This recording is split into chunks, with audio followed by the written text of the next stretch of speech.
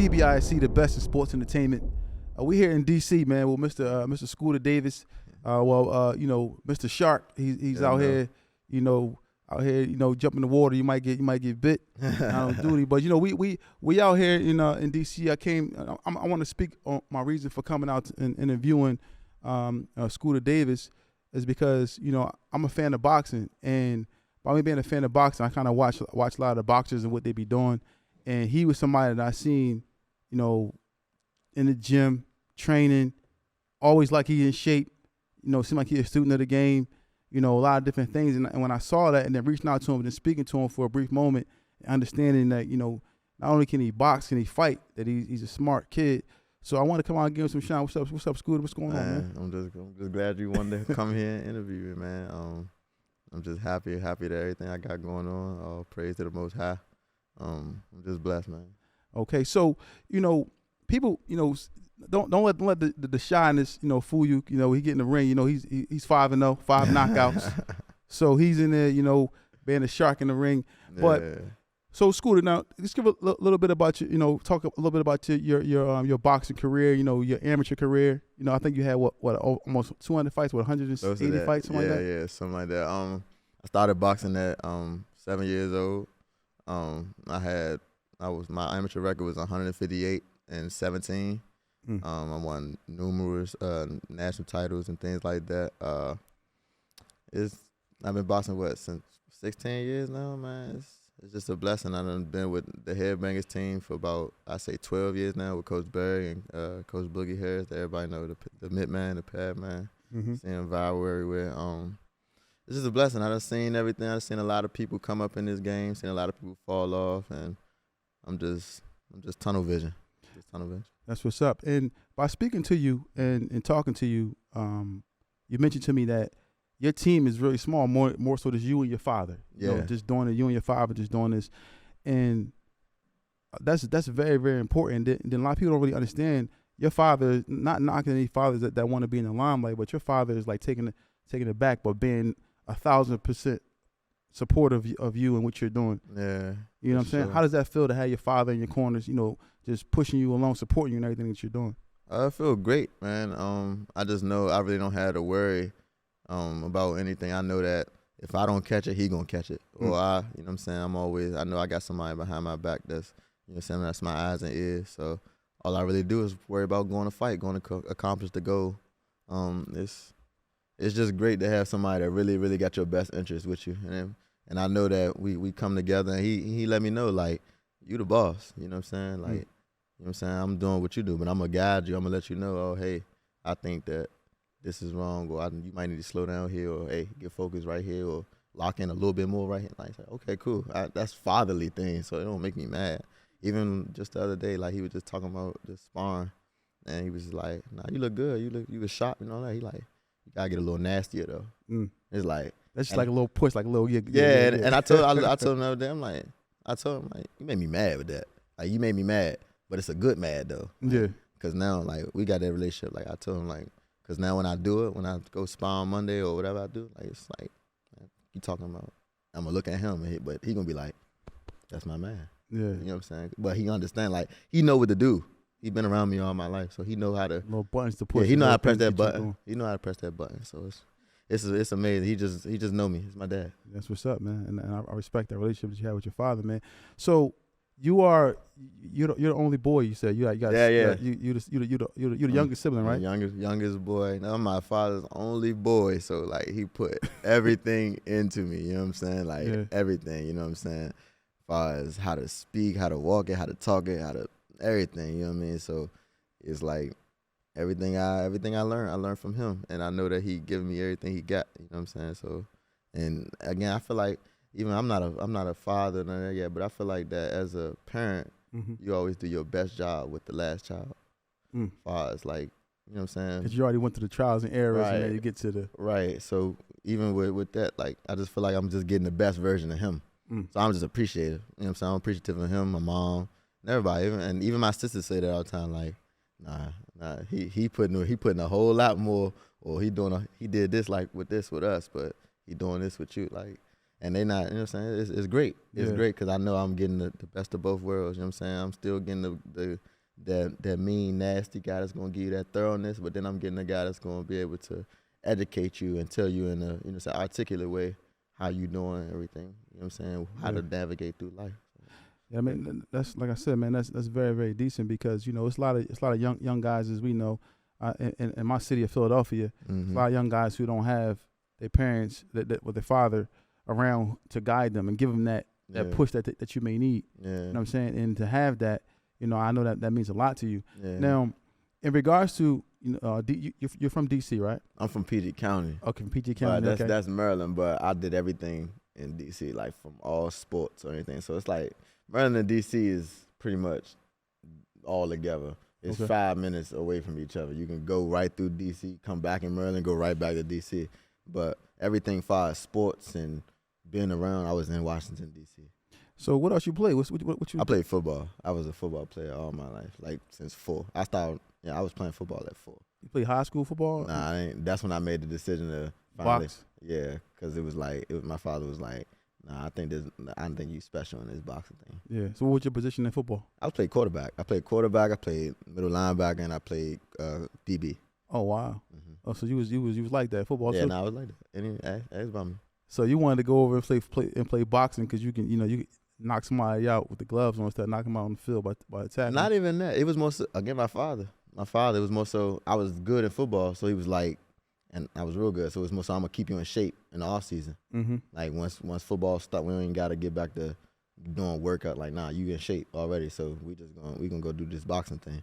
So I was really doing it for the conditioning and all that stuff for it. But then they put the gloves on me and things like that, and it was like, I was just doing it different than all the other kids. Like it was natural. And I ain't boxing, I didn't know what I was doing. I was just emulating what I saw on Fight Night or what you know what I'm saying? Nah, for real. You know what I mean? I was really just emulating that and doing all the things, but it was like, and I knew about things because I learned. I paid attention. I looked at the game or looking at, you know what I'm saying, watching Floyd or Sugar Ray Leonard. So I knew about little stuff, but I wasn't in tune to boxing. This had 6 and 7, you know what I'm saying? But then it was just how I was doing it. I was just different than all other kids. And it was like, nah, something about him, he's special. And my father saw it, and he was just like, I'm going to keep you doing it. So I always went back to football. I would box, then I'd go back to football. Then I'd go box, back to football. And I was doing that for about, you know what I'm saying, I'd say about 6 years until it was about to be like, I was about to turn 13. And it was like, nah, I think. I'm just going to do boxing. Yeah, I think this time. So the amateur circuit, now you said you won multiple national titles and so forth and so on.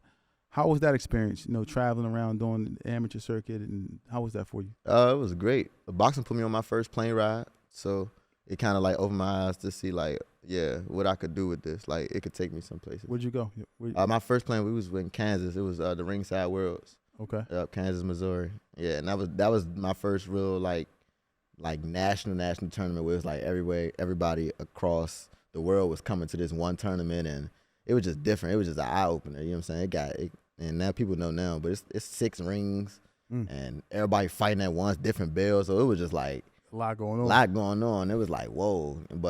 And I had went there, and that was my first national tournament, and I had to fight every day. So I had like 4 or 5 fights. And my first national, and I went all the way to the championship. And I thought I beat them, but they said I lost at the split decision. And that fight was on YouTube, actually. Oh, yeah? But that's when I knew. I was like, oh, nah, I could do this. Off my first national, it's people that have been fighting and doing it all year round. They losing first night or losing second. My first national where I finally said, I'm doing boxing all year round, I was straight to the championship. And I was doing my thing against fighters that was, you know what I'm saying, had more experience than me. It was like, oh, yeah, nah. So that's when you was like, yeah, I like you already had to go ahead from with your father and going to the gym, and you knew like, all right, I can do this because you felt it was natural for you. But then when you went that far, that had to create an edge for you, right? I ain't even going to lie. I ain't even clicking in. Really? I still was just like, I always had that mentality like, I knew couldn't nobody just whoop my ass. Like always, like I just knew that. Like I don't know at that age, I didn't know if I was the best. I'm 10, I'm 9. You know what I'm saying? I wasn't really believing. Oh yeah, I'm the best to put. It was just more so like, if we go in here and fight, you ain't gonna be able to whip me. Like I know I'm gonna hold my own. Like, yeah. But I'm just winning. Like every time I fight, I'm just winning. Never thought about losing. I rarely lost. So it was like, it didn't click in there. It didn't click in for me for that. I was really like, I'm really that. So I was about like 17, 18. Oh, wow. And my father was just like, look at me. do you think if you wasn't really one of the best out, I wouldn't tell you go get a job? And it was like I had to really like think about it. Like, dang, yeah, like this not I'm not playing no more. Like this not it's not a hobby or this not for fun. Like I'm saying, and I told him, but I had already said, I don't know, when I was probably in like the 5th or 6th grade, so around 11, 12, that like he asked me like, you know, what I want to do like with my life, and I looked at him and was like, I want to be world champion. Wow. And he was like, you sure? Like he asking me other things, this, that, like you want to do this, or you know you could go to school, you could. Like Nah, boxing is I want to be world champion. Like I looked at him, and he was just like, all right, come on, you know what this come with, like, all right. So when was it that you decided to go pro? Like when was it? When did you say, all right, it's enough of the amateur? You know, I want enough being the amateur. I want to move on to be a pro. I think what was it, 20. Once I lost in the Golden Gloves. So I had won the Golden Gloves the previous year in 2021. Won the whole thing. I won outstanding boxer, and then in 2022 I came back to try to do it again. And I had lost in the locals to a fighter that wasn't supposed to beat me or wasn't. I didn't believe it. Like I put hands on him, and they gave him the win. But it was more so, and I lost in my own city. It was years. Haven't lost in the city in like 9-10 years. So it was just like, oh yeah, y'all about to start that. Like I can see what's going on. Like I'm winning too much. It's not. It ain't about. People want to see. It's other people's time to go on. And it was the way the fight was going. Like I started breaking him down as a pro. Like he throwing little touch punches, and my shots was really boom, boom. Yeah. I'm breaking them down. Like you could see from his first round, his energy to the second one. Like you see the breakdown. Like I was having fun doing that, breaking a grown man down. You know what I'm saying? And they still gave him the fight. And they still gave him the fight. You know what I'm saying? That fight on YouTube too. You can go check that out. Wow. But yeah, it was like, all right, cool. And then it was honestly, I was like, it was time. But honestly, it was Coach Berry too. Yeah. Coach Berry was like, I think it's time for you. Like I'm not gonna tell you to turn pro, because he always said it's your decision. But he's like, if you stay, you're gonna keep getting these type of decisions because now you're evolving as a fighter. And I was ready. I always wanted to be a professional boxer. So it was just I'm all about the confirmation. So if my father said, Coach Berry said, and everybody like, yeah, this the best decision, all right, let's do it. Like so, and that's what it was. Turn pro in 2023. Wow. So your first professional fight. Tell me what that was like. Just getting prepared for your first like fight, because I'm assuming the amateurs y'all wear headgear and so forth and so on. But to get prepared for your first actual fight as a professional, how was that for you? It was more so I knew I was more in tune in what I was doing. I already had been doing strength and conditioning and training twice a day and doing all that stuff. So the preparation wasn't really too much different, because I always been the hardest worker in the room, no matter where I went. You know what I mean? So it was just more so like, it was all the unknown stuff that I was thinking about. How are these 8-ounce gloves gonna feel? What is it gonna feel like really getting in the ring with no headgear and really doing? So I was just being more cautious in that camp, like making sure my defense was right, making sure getting my hands back, going back. And Coach Berry kind of took me back to step one, back to now. All right, we about to focus back on this jab. We gonna put real emphasis on this jab. This got to be your best punch. This got to be the. All right, then okay, now let's work on this brick. Let's work on these 1-2. Like he took me all the way back from. Wow. And we did it all the entire camp, over and over, repetition to get back, just to get my fundamentals all the way back together. Tuned up, yeah. So make sure you sharp and make sure you and fundamentals, yeah. Right, and at that point it was just like, I never felt like when I got in the ring like anybody could do nothing. And by this time now I'm 20. At this time, I already felt like nobody could do nothing with me when I get in the ring now. So now it's just like, I just leave it up to God, you know what I mean, and let everything just flow.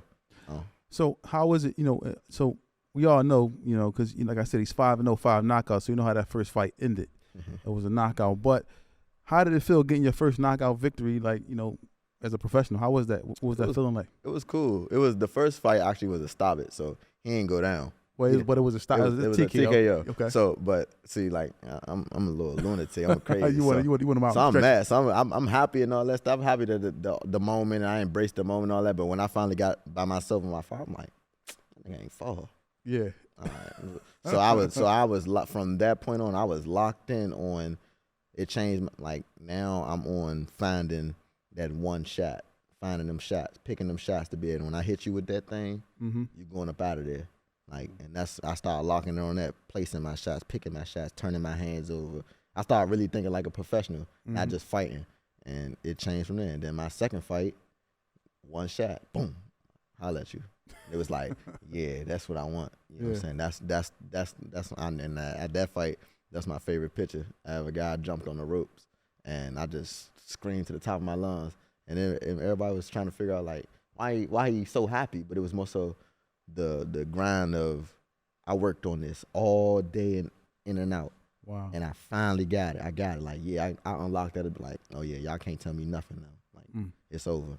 And so you speak about Barry Hunter. Yes, sir. So that's how did you get involved with Barry Hunter? How did he become your trainer? I was actually with another gym down here called Old School Boxing Gym.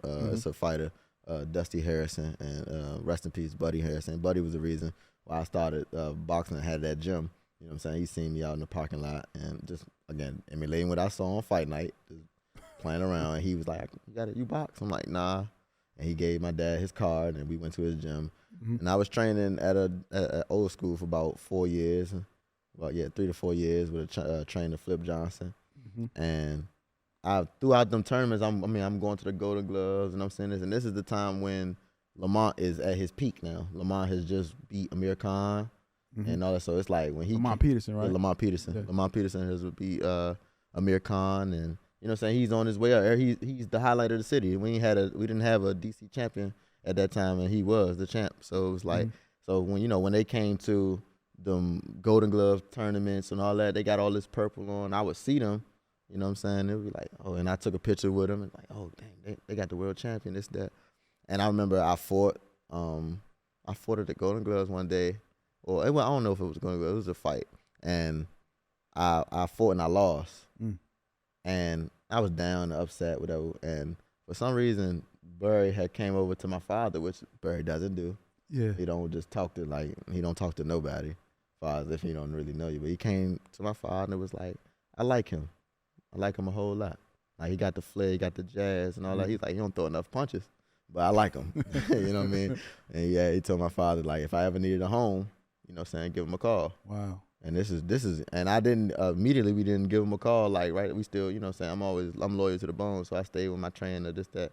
And then my trainer had ended up having to work. He had, had to go make some money. He couldn't just sit and train no more like it was. So it was like my father asked me what we wanted to do. And it was like, like Hunter. Yeah. And we went up there and it was crazy. The first time we went up there, we treated it as funny. We treated it like it was like some college visits and stuff. Like, I'm like, all right, I'm gonna go to this gym. I'm gonna see what that gym like.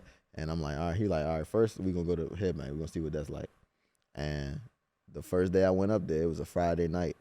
And if anybody knows, you know what I'm saying, how Barry operates and all that, on Friday nights, he not in the gym with the, you know what I'm saying, the youngest. Like he more so with the pros, like now, or even on a Friday night, he gone. It's early day. We get an early day with the pros, and he gone about his business. We got there about 7:30, and he was just in there by himself.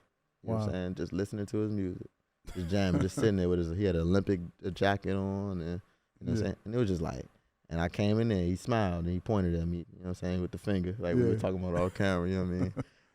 And from that point on, it was just like a match made in heaven. Like, I just felt comfortable. I felt like I belonged.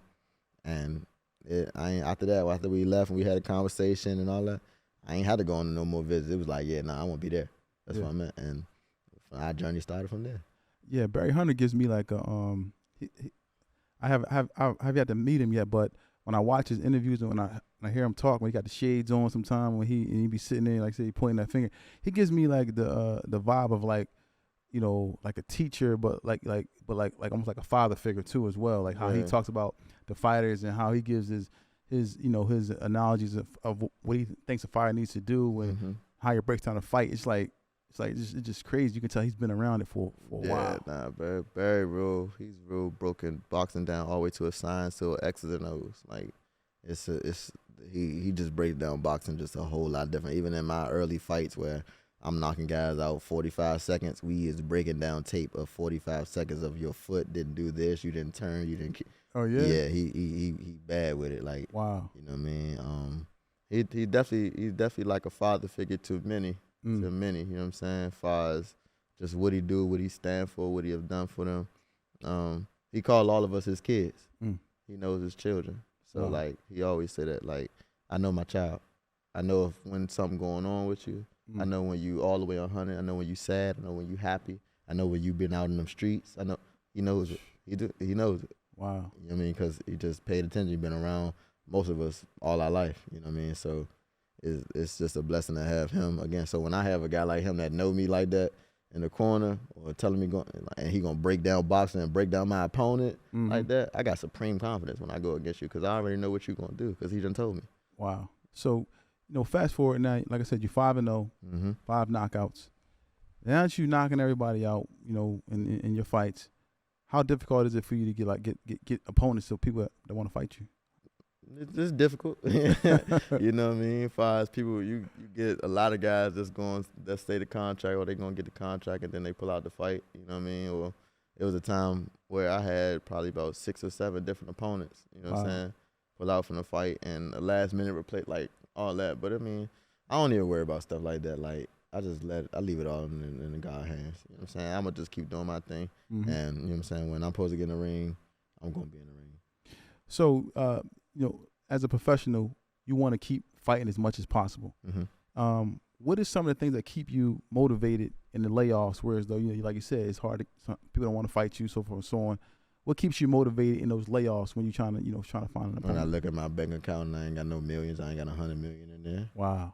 You know what I mean? And it ain't time to rest. Like, and even after, that's the thing. That's just the goal right now. But even once I do get that 50 or 100 million, it's like it might be some legacy stuff that it's all. And that's when my father come into that, because he'll say something to me to press that button and be like, all right, let me show you. Most time it's always me proving myself to my father. Yeah. But not proving it to him, but he know what he doing. Like, that's how he always been. Like, we always had that relationship, like, I bet you can't do 100 push-ups. He'd be like, bet I can. That's what's up. And then I end up trying to prove him wrong, doing these 100 push-ups, arms burning. He like, yeah, you did. But I did them. He don't even know. Psychologically, he didn't got me, you know what I'm saying? But that's how, and it always just, that dynamic always just kept going. So it just be cool. So now I already be knowing what he be doing. So it's like, but I know I'm appreciative of it because I know what it's going to get me to and how it's going to keep me on my path. And then the worst feeling for me, I hate being out of shape. That's the worst feeling in the world. Like, being out of shape and then having to get back in shape. Oh my God, I hate it. So I can't tell you the last time I really been out of shape as a fighter or as an athlete. Probably since I was 13, 14 years old. Wow. So to stay in shape, what do you do to keep yourself in shape? What keeps you? Work out every day. I go to the gym every day. Other than like this weekends, even when I'm not fighting, I'm in the gym Monday, Tuesday, Wednesday, Thursday, Friday. We sparring, we hitting the bag, we running, we doing sprint. Like my camps, only thing that changes from my camps and off time is probably the intensity. Like it's the locking in. I might doing camps. I might watch boxing more, and I'll incorporate my strength and conditioning before I go to the gym. But I'm in the gym doing my regular dude every day. It don't matter if I got to fight or not. Like that's just my life. I'm going to the gym. Wow. And so outside of the ring, just life in general. Like you said, coming up, we know, Baltimore, DC, that whole area can be like rough. How do you avoid just falling into some of these trials and tribulations that's out here in the streets? What's funny is that like my dad kind of like, what I didn't know growing up is that I was around the most notorious killers and gangsters and hustlers that was in the city all my life. And that's uncle, or that's cousin, or that's so me going outside, if they ever seen me doing, why you gotta take it? I ain't letting you go do that. Like they knew because they knew they had to deal with my father. And like, I ain't dealing with him. Nah. Even my cousin, my oldest cousin, I always look up to, like, he be like, nah, I ain't talking to Unc. Nah, I ain't messing with you. I ain't Uncle ain't about to get on me. Yeah. Like, so it was always just like turning me away in any aspect. Like, nah, you're not doing nothing. So it made me, I had nothing else to do but to find peace and find fun inside my home. I wasn't even a kid that went out to parties or go out or even school events. I wasn't going to school basketball. Like, nah, my father was like, what? You going to the gym. So I found fun in the gym. Wow. So like, yeah, that's my happy place. Honestly, like I'm not faking it. Or if anybody see my social media and all that, or me, like music. I told you that's what I seen. Like you stay in the gym. That's really my life. That's my entire life. I put my life on social media. Like that's it. You want to know what I did today? Open Instagram. I was in the gym. Open it. It's right there for you. Wow. Because in 9 times 10, and I don't care that you see what I'm doing. Because 9 times 10, you're not gonna do and have the dedication I'm gonna have with it. You ain't gonna go every day. You ain't gonna go to your strength conditioning and do it like that. You ain't gonna go to your strength conditioning, do your arms and chest and back and do all that stuff, and then go spar another grown man that's fresh. Wow. You're not gonna do that, and you're not gonna continue to do that Monday, Tuesday, Wednesday, Thursday. You're not gonna continue to do it. You're gonna break. You're right. You're not good. No, people can't even be consistent and going to the gym regular. Yeah, discipline is having discipline, focus and discipline is very difficult for a lot of people. Yeah, and that's what gets me already. That gives me the supreme confidence that can't nobody deal with me. On top of then, when you talk about, I'm just God gifted. You know what I'm saying? Like that's just another piece. Like it's not like, most people just got fighters that just can outwork you or they just work at it and all that. But I know I'm God gifted. Like I got abilities. I do certain things that just people can't do. And people ask me, how do you do that? Yeah. I don't know. I can't tell you. Yo, listen, I saw something too. What's the guy name to do the pads every kind? Book. Yeah, I saw one of the videos that I see him do a lot of videos, a lot of people on the pads. But I watched the videos that you did with him on the pads too. It's like that is like y'all be in sync with the pads. How long you been doing pads with him? Since I've been at Headbang, so now it's wow, dang, you making me like 12 years. Dang, we going on 12 years. Yeah, y'all be in sync. Like it's like since I was and that's my guy, man. Working with him over the years, you just learn him. We know we just found our sweet spot. Yeah, you know what I'm saying. We just know it's just in a groove. It's a different. You know what I'm saying now we don't even have to. Like we ain't even throwing the crazy 100 punch combinations like we used to, or going 100 miles per hour like we used to. Like that ain't even the goal. I'm a pro now, so I make sure I do little things, make sure my hands up, make sure I'm slipping, or make sure the punch is turned over. So it's still gonna be fast, but it's not as fast as I usually would be. Like where you'll see other fighters that might do it, they might do it as fast as they can, but they punch is not correct, or you slapping, or you know what I'm saying, your hand not up when you doing your slipping or things like that. So we just in sync, man. Yeah. And he taught me more things about being a professional, you know what I'm saying, while we doing that, you know what I'm saying, just about what to look out for. And it's during fights, it makes me, I'm calm under pressure. You know what I'm saying? I'm just calm. Like all them punches and remembering, and you got to remember all that. You got to keep doing all that. That's repetition. That's muscle endurance. That's all that. Like you got to keep running them. Like man, I was tired. But you got to do it, and you got to learn how to find strength while fatigued. Yeah. Wow. So what would you describe your? I know what I think about you. What would you describe yourself as a fighter? Are you just describe your style as a fighter. I say that. I'm whatever you need. Give me like a boxer puncher. Yeah. I mean, I would if I had to say a style. Yeah, a boxer puncher. Like, yeah, I can box your socks off. But then, like, what? I'm not. If I catch you clean on your dome, you're going. I don't care who you is. You know what I'm saying? It don't matter. Like I believe that. I truly wholeheartedly, and I work at that every day. When I'm doing everything I'm doing, like I know that when I hit you with these, you going.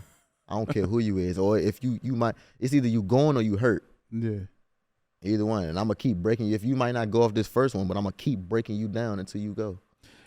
Now you got 5 fights, 5 KOs.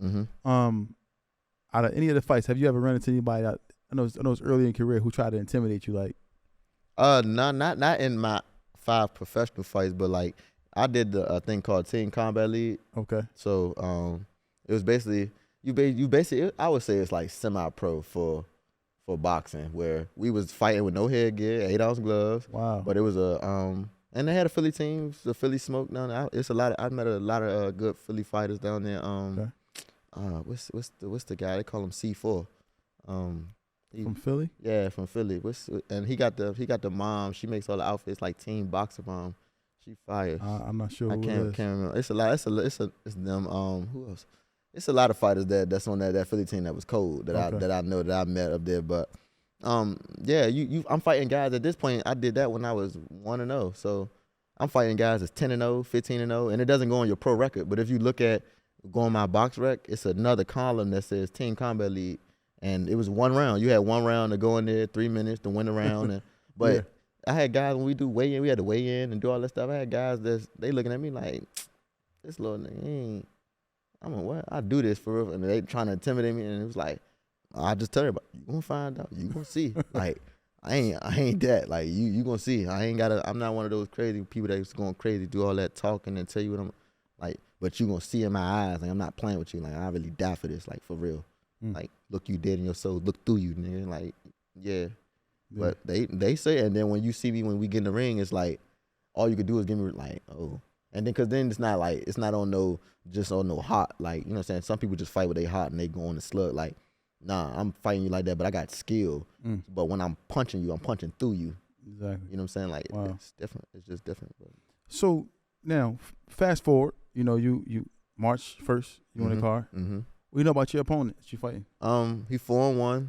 He's from Turkey. He overseas. He coming to fight. On paper.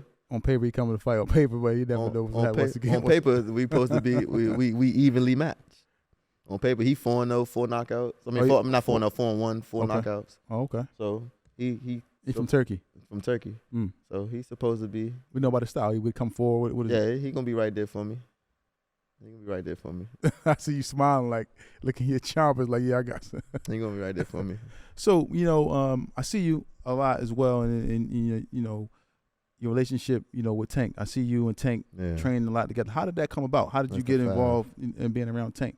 Yeah, I met Tank just coming up in Headbangers Boxing Gym from when I was about 10 years old. And just training there, he always came down, like you say, like y'all hear all the time, he been coming down to DC for years, since he was 9 years old. And I would be coming in the morning and, you know, running this on, but we always knew each other, but it wasn't like we really was bro. Like, you know what I'm saying? I was in a different era. He's more cool, well, at that time, he was more cool with the people that was in the era before me. As my people like Boog, Son, YG Pat, or it's another era of fighters that's down here that with the Lamont Roaches all them people was in that era, and I was coming up after them. I had a different era of fighters, so we always seen each other. And then I remember he used to still come to our fights and see us, and you know in the Golden Gloves. And I remember when it all happened for him. I was fighting the Golden Gloves. I had won, and he was sitting there.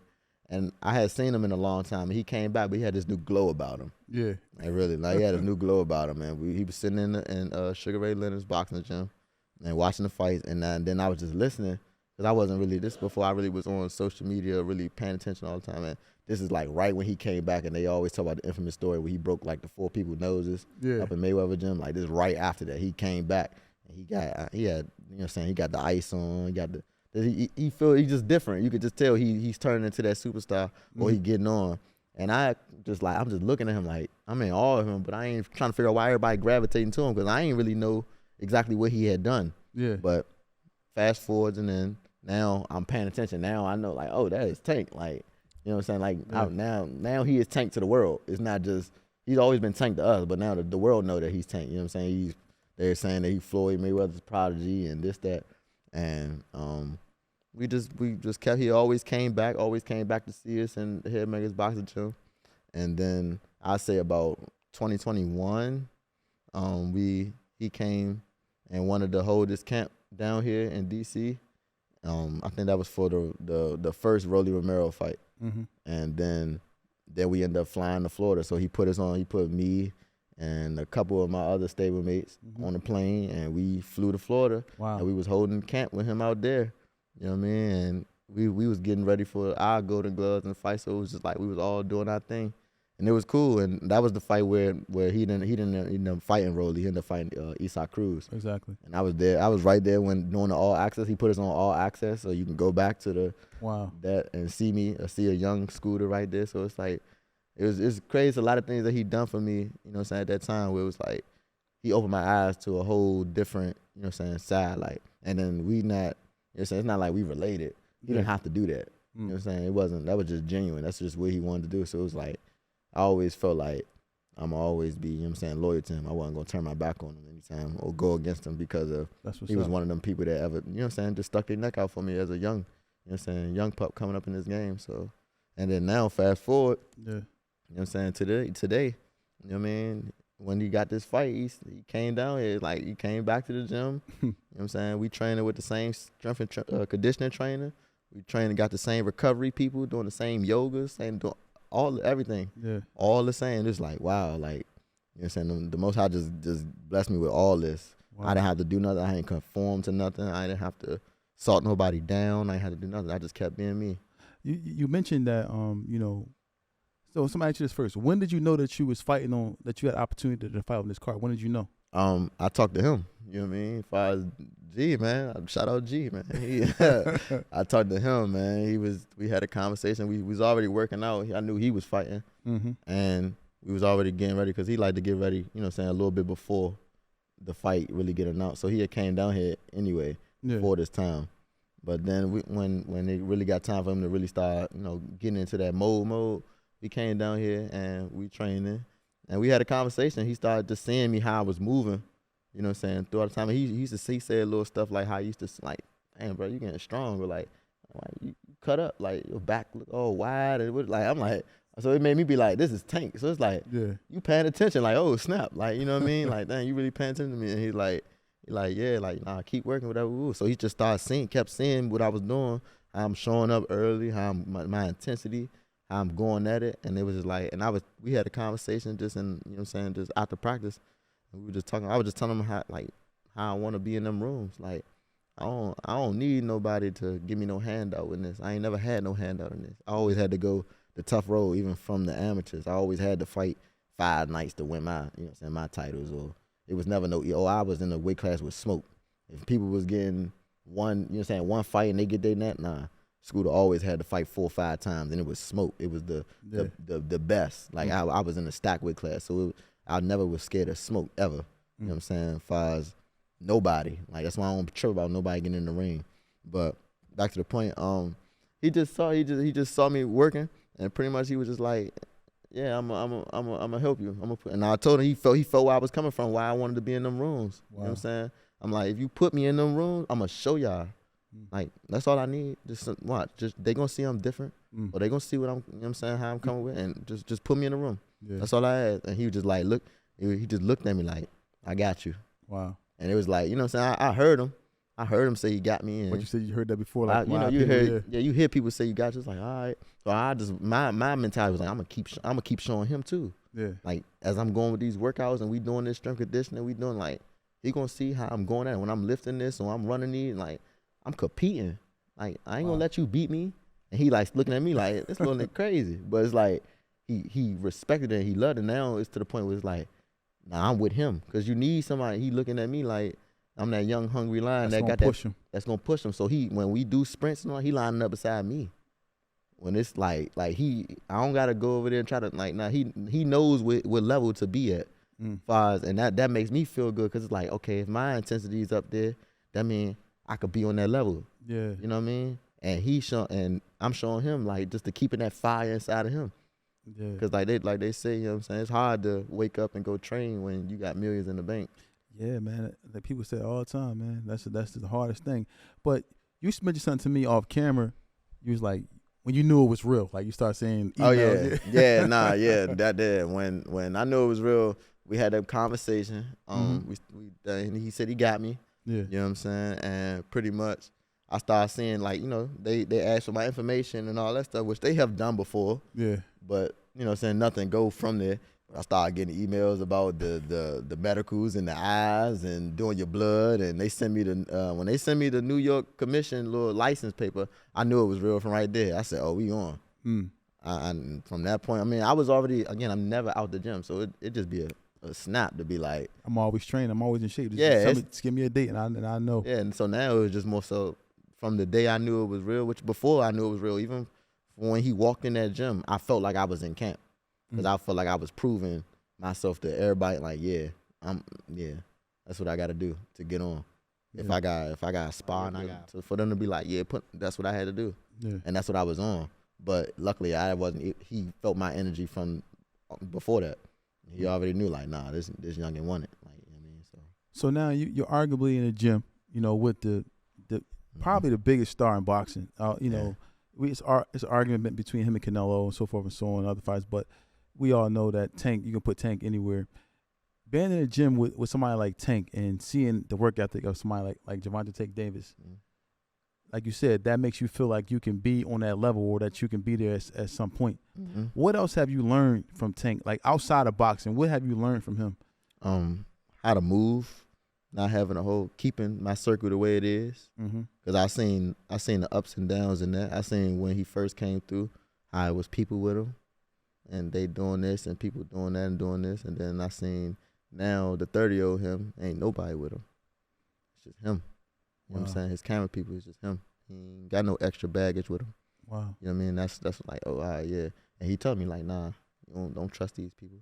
You don't need none of that. You don't need none of them. Just keep doing what you're doing. So it's stuff like that. And just how he move, how he real low key, how he taught me about this social media stuff more, and telling me basically keep doing what I'm doing because I'm on the right path. I got it. Because I tell him, I'm real transparent. Like what I'm doing and shit, I'm like, I got that from you. Like, you know what I'm saying, watching how you was doing and all that, and I just patted it and put my own spin on it. I'm like, but what made me really want to pay attention to it was you. So it's like, and he respected it, and he was like, but once he respected it, he was like, well, all right, well, then he started giving me the game. Because he know now, you know what I'm saying, a lot of people not genuine or appreciative. I tell him all the time, like, what, nigga? I'm appreciative. Nigga, I love you. Nigga, you ain't nobody have to do that for me. So I'm never going to bite the hand that fed me, you know what I'm saying, ever. And so I think he really, really throughout this camp, like, he meeting the man, Scooter Davis. Like, it's not the boy. So he feel like, I don't want nothing from him. I ain't asking for no money. I ain't asking for no ride. Every time I show up I'm pulling up in my own whip.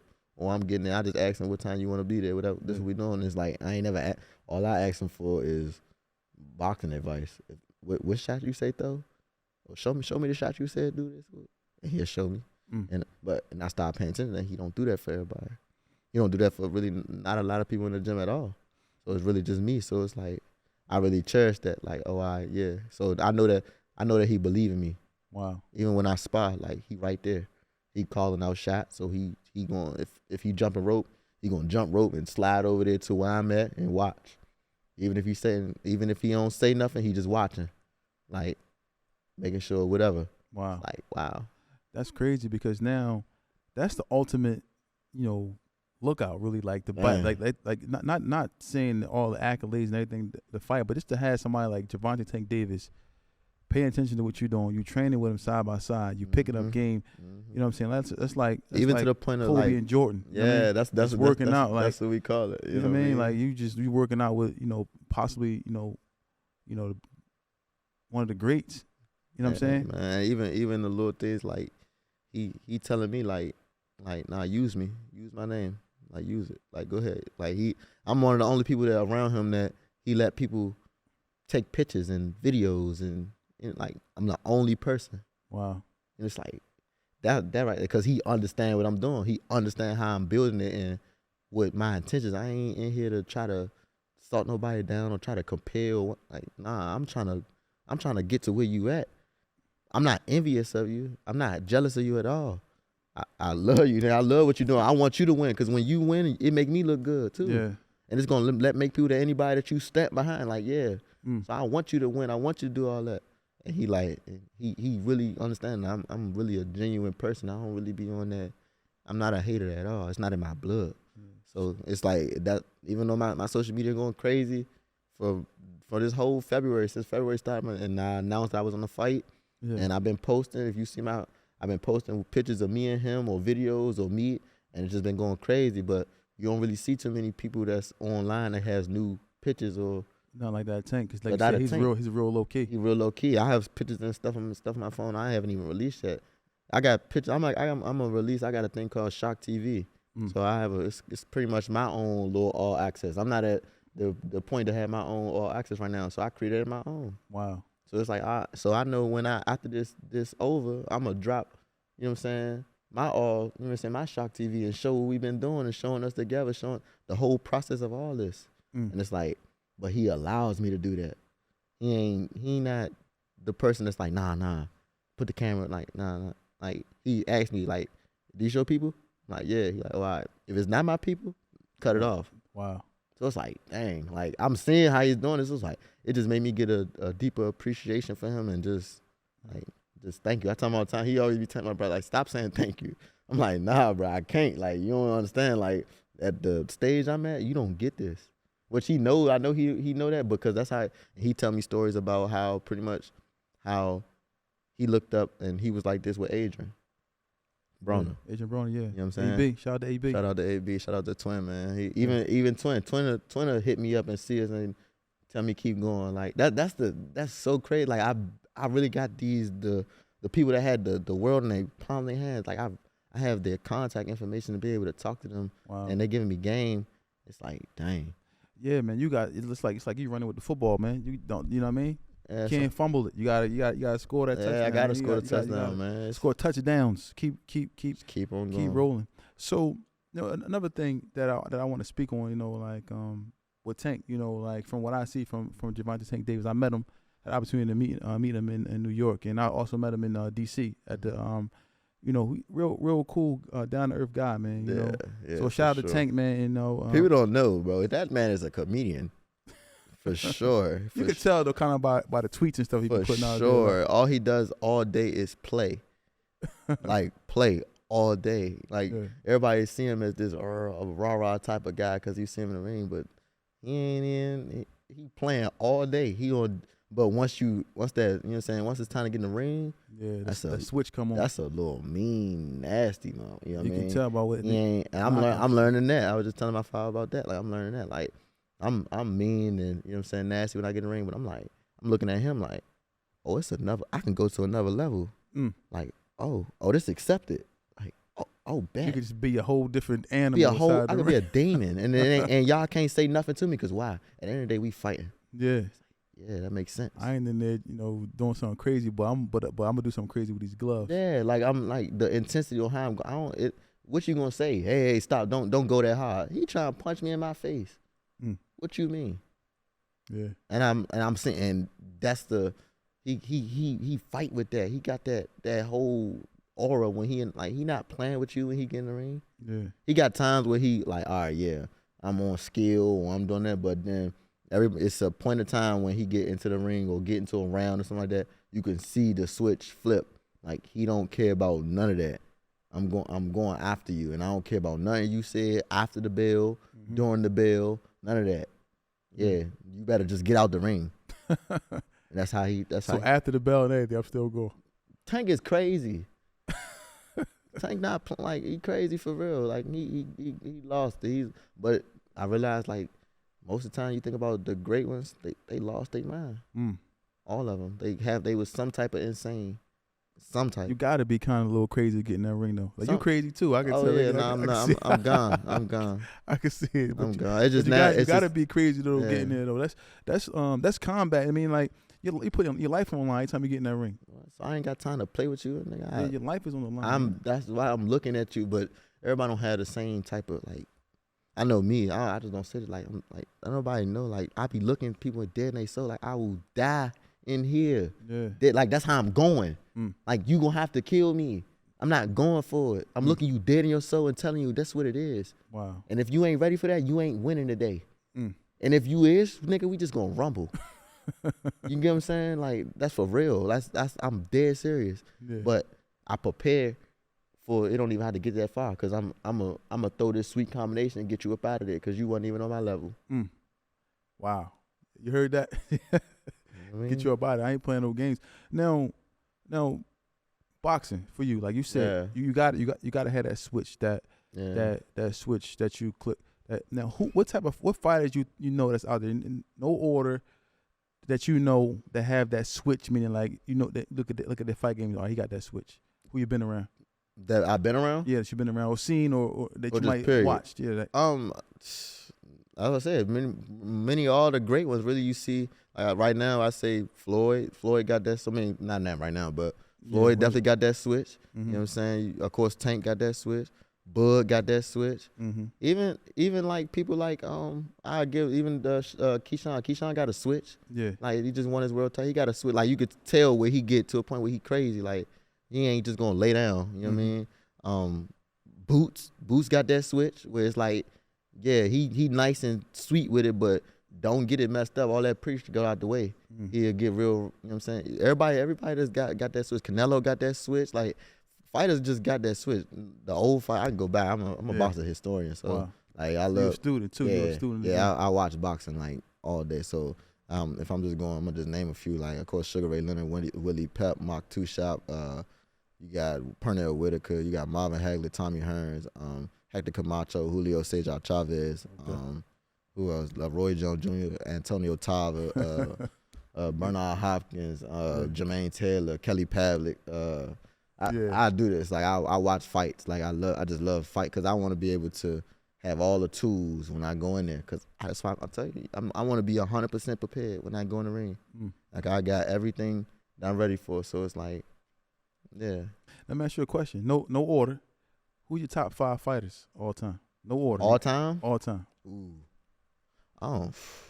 Because some fighters was technical and some people were just God bless. I'm saying I'll say your top 5, your favorite 5. My favorite? No order. No order. Favorite 5, of course. I gotta throw Floyd in there. That's the influence. Sugar Ray Leonard, for sure.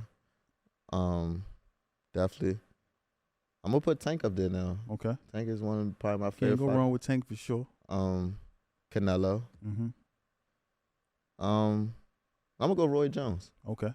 And an honorable mention far as like not even is Mike Tyson.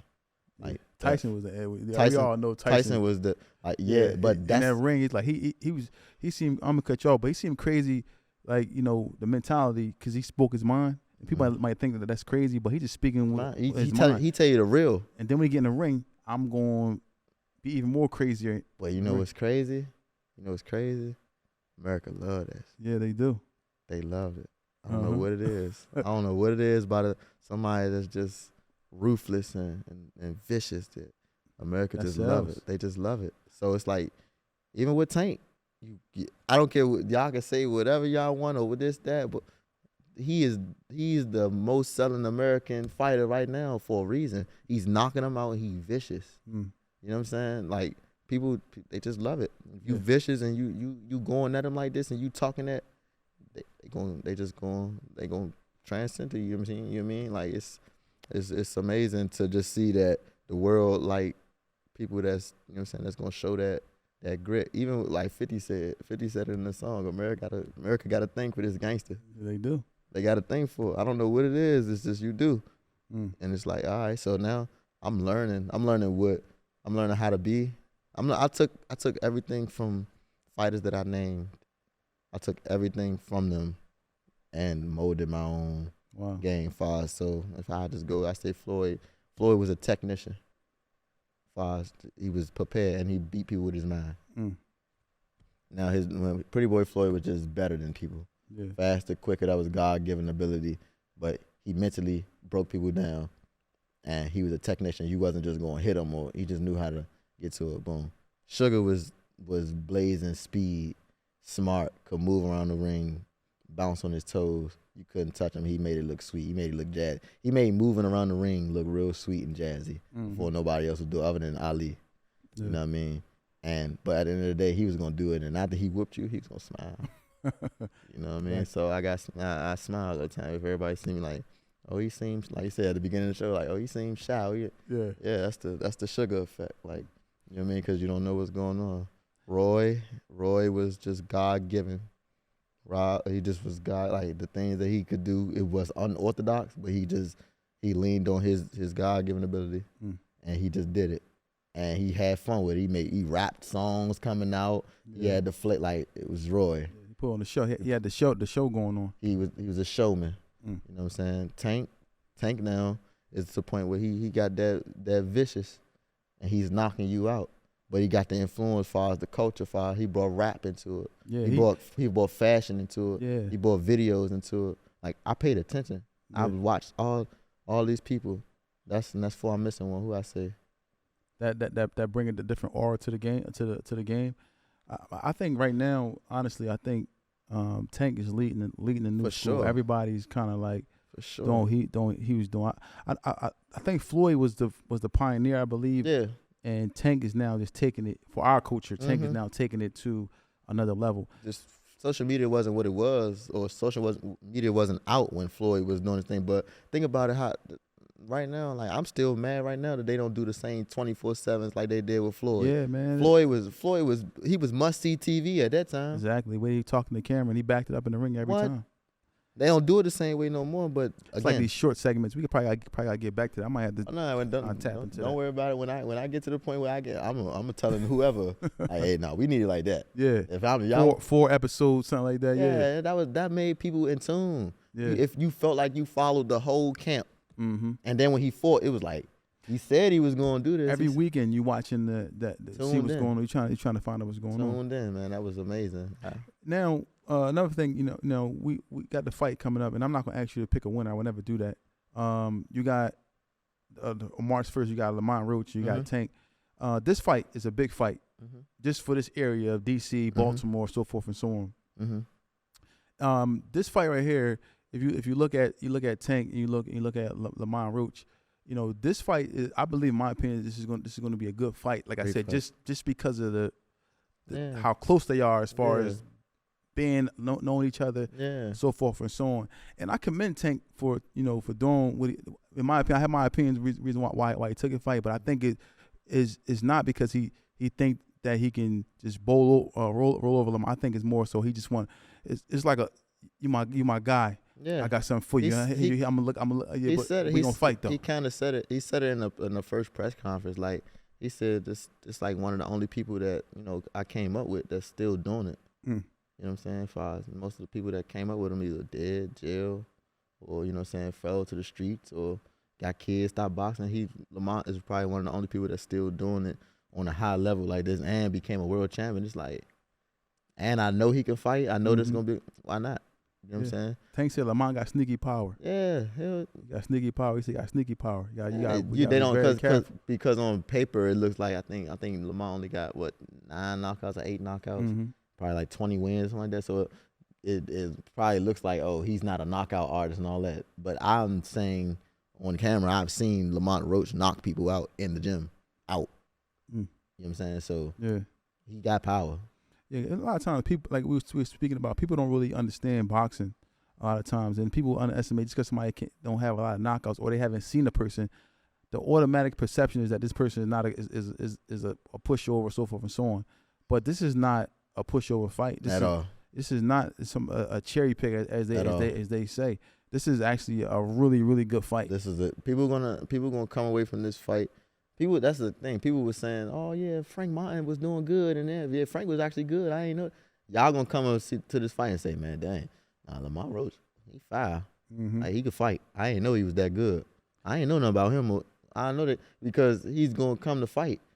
You know what I'm saying? He's gonna come. It's DC versus Baltimore. It's that I can't explain it unless you was really in them rooms and them tournaments, and it's just a camaraderie. It's just a you beefing with like you having a fight or you going against somebody. It's like beefing right with across the street from you or around the corner from you. You ever play? It's like playing a video game, and you know how like you played the video game with your cousin, and it was always a good game. Yeah. Because your cousin know what you doing, and you know what he doing. So y'all game's always gonna be competitive every time y'all played. That's pretty much how this fight gonna be. Yeah. Because they done fought twice. Y'all, they know each other. They know their styles have been similar, or they clashed, or they know little bits and pieces about each other. It changed because the pros, the gloves, and they got better. But it's they got an understanding of how people, how they fight, and it's gonna be a great fight, man. Yeah, and Tank is looking out for his comrade, somebody from his region. You might put a check in your pocket, man. That's the biggest thing for me. Like, and people normally, I'm gonna cut you off. People just normally don't do that. People sometimes get to a level like, man, I ain't worried about them. Yeah. And you said, like you said, Lamont Roach is still around. Yeah, he's still around. This what other opportunity can he get better than this? None. Nothing. So shout out to Tank, man. Shout out to Lamont. Definitely for them. It's for me. It's looking at it like, man, these is two people that I know. One I know personally.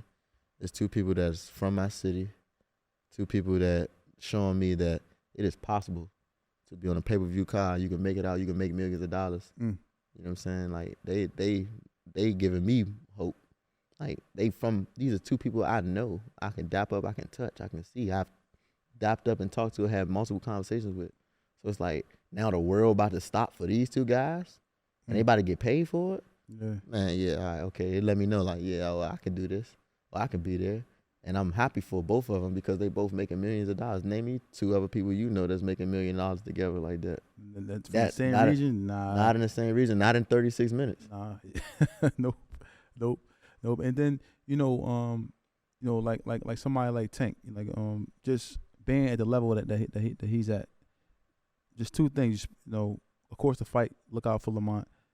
The relationship he has with you, it shows that he's in tune and he's trying to give back. Yeah. It may not look like it to the people out here in the world a lot of times, but he's actually giving back. It shows his humility. Yeah, he's like, man, I'm giving back to the guys. And another thing I want to speak about too, because I had an interview with Coach Calvin, and that relationship, like you speak about with your father, Coach Calvin speaks about the same relationship that he has with Tank. Like you can tell that they genuinely really love each other. Yeah. And I get that from you. Yeah. I'm here now. I come here, with you, and I'm talking to you before we even did the interview. And who's here? Who opened the door for us when we got here? My father. Your father. That's that's just amazing, man. And I want you to continue on to doing what you're doing, man. I'm gonna always support you. Appreciate it. I was just to be honest, I was just on Instagram, and I'm looking at the sports feed, and I see like you come up, you hitting like with your guy with the pads. Yeah, Boogie. I'm like, he nice. Mm-hmm. And then I start looking at some of the stuff on YouTube, and then I'm like, I gotta reach out to him and see what's going on, see if I can interview him. But I'm glad you allowed me to come out and interview, man. Yeah, anything you got going on, man. Anything you got going on from this day forth, I'm gonna support you, man. Whatever you got going on, man. For sure. I appreciate it, man. For sure, man. I appreciate you for letting me get out here, man. That's really the biggest thing for me. I don't ask for nothing else from nobody else. I don't need no money. You open the door for me. Just support me in my dream, man. Exactly. Support me and watch my journey, man. Just that's all. Give me genuine love, because I put my all into it. I'm doing it day in and day out. I'm not taking nothing for granted. Every day counts. So I'm just ready. I love when people look at my page or look at my YouTube or look at anything like, yeah, man, he got it, or yeah, man, I love what you're doing, like, because that's my everyday life. Yeah. I'm not faking it. I didn't stage none of this that was going on. You seen what I just did that day. Yeah. You know what I'm saying? Some days I might not post because I just didn't feel like that was something that everybody needed to see. Yeah. But that don't mean I'm not working. But when it's something I feel like, okay, all right, when I'm in camp, you're gonna get stuff every day, because I'm letting people know, like, yeah, it's that time. It's that mode, you know what I mean? The world, it's March 1st, man. The world gonna understand. It's shock season. Shock season.